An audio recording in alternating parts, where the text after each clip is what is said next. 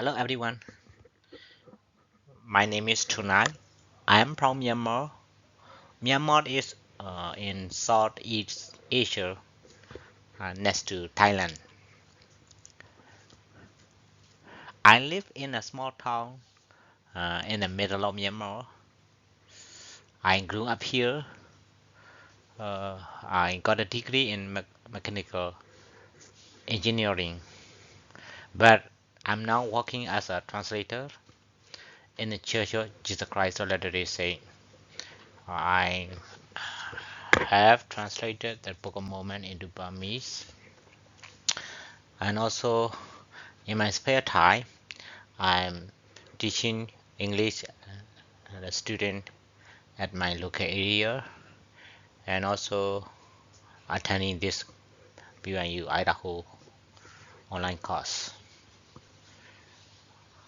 That's a little bit about me. I'm glad to share with you about 4 types of learning disabilities.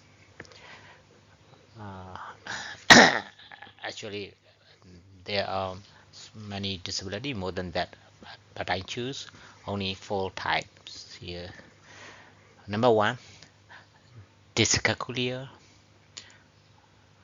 that is impaired with math calculation skills and difficulty understanding numbers and math facts.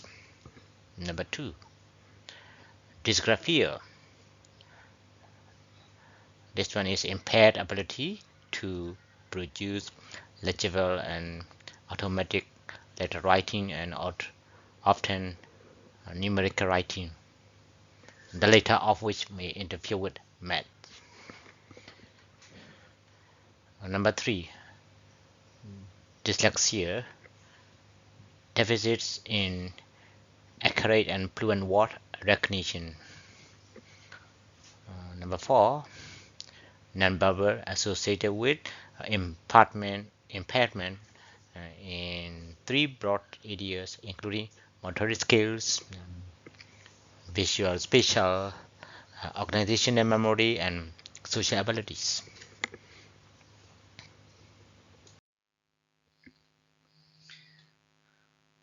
Okay, let's start with number one, dyscalculia. What are some common challenges faced by learners with dyscalculia? Here we go. Uh, the challenges or the barriers are mistakes such as number additions, substitutions, transpositions, omissions, and reversal in writing, reading, and recalling numbers.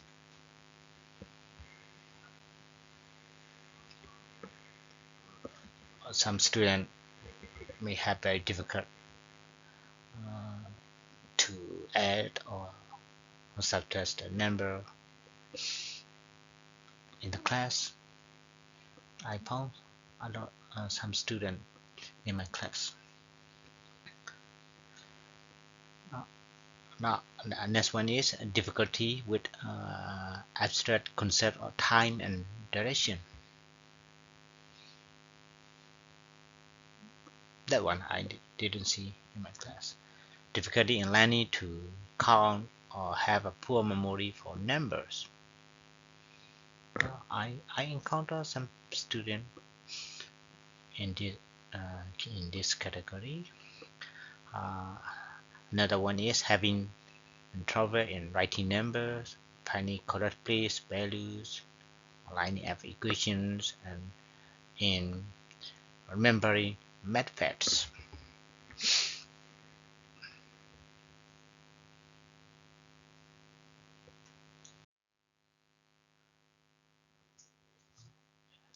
Slide number 3 here, accommodations for student with dyscalculia. How can we support and accommodate the student with dyscalculia? Here are choose idea we can support in our class. Provide the student with a calculator during class and tests. The might that will make easy for them to calculate faster. Now, allow extra times on tests because of their disability. We need to allow extra times for them. Provide a quiet space to work. A quiet space is better for them, and I think for every most of the student, quiet place they can concentrate much better than in those places. Provide the option to record lectures. That is one good thing also. Allow time to spend in the math resource room and in school tutoring or homework assistance. The last one is pencils. Dysgraphia. This is number 2. Type number 2. How does dysgraphia affect learning in the classroom? What are the barriers or difficulties for those students with this type of disability? Difficulties with writing in a straight line. They might not be able to write letter in a straight line. Difficulty with holding and controlling a writing tool, holding like pencil or pen. They may have difficulty writing letters in reverse. I think that one even harder for them. Having trouble recalling how letters are formed. They might not remember or recall how the letters are formed. And having trouble knowing when to use lower or uppercase letters. Yes, I have one student in my very new class. One of my students is finding difficulty in writing, choosing which one is uppercase and which one he need to write lowercase.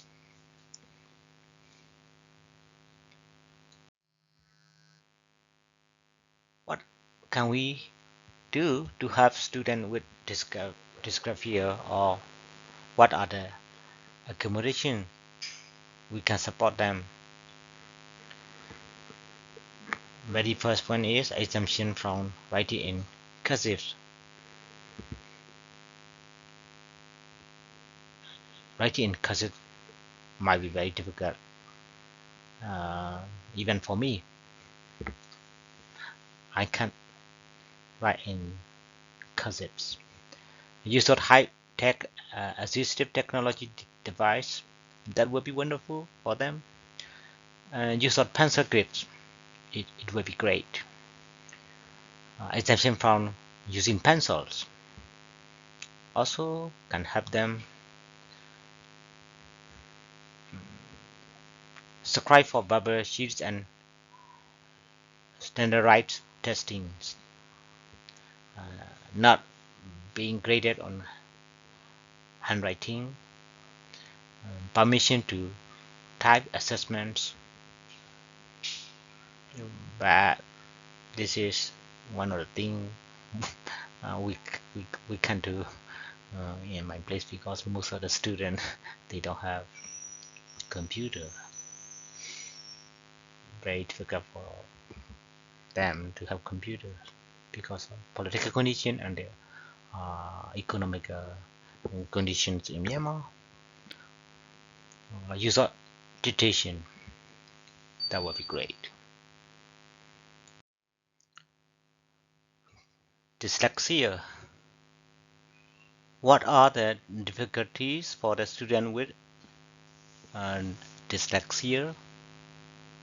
How is dyslexia a barrier to communication? This barrier include difficulties with numbers, dyscalculia, poor short-term memory, problems concentrating, and a short attention span, including attention deficit hyperactivity disorder, ADHD, poor organization and time management, physical coordination problems such as developmental coordination disorder, dyspraxia.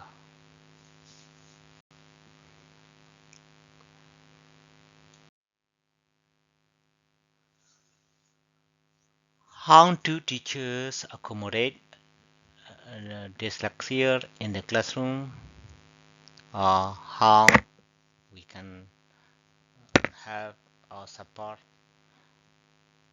the student with dyslexia? Number one, verbal instructions. That would be great. Number two, repetition of instructions. I do so many times in my class because some students have this kind of disabilities. Test instruction in audio format. Yes, when teach when I teach a student reading, I play the audio as well. Larger print. Yeah, that is one thing we can do. Pure items per page, of course. The lesser, the better for the student with this kind of disability. Okay, here's the last one. Non-verbal. What are some non-verbal barriers, or what are the difficulties for the student with non-verbal? Paralanguage. Paralanguage is the way inflections are used when sending a message verbally. Silence. The lack of expression sends a message itself, which can create a communication barrier between the sender and receiver. Body language. They may not use body language. Facial expressions. Yeah.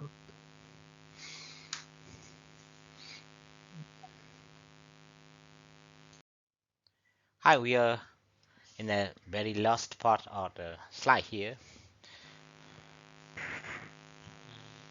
How can we have the student with non-verbal learning disabilities, and what are the accommodations we can support with them? I choose 7 here. I learned 7 things from the internet. Number 1 is train faculty and staff. Yeah, that is a very good one, to train staff to help student. If we have better and enough staff, that will be great for student. And number 2, monitor progress and problems. Number 3, keep a set of scoreboard at home.